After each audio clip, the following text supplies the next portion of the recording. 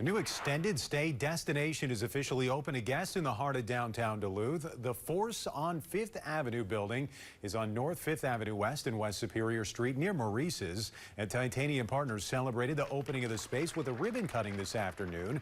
Now, the space is geared toward business travelers, vacationers, and guests needing a temporary place to stay.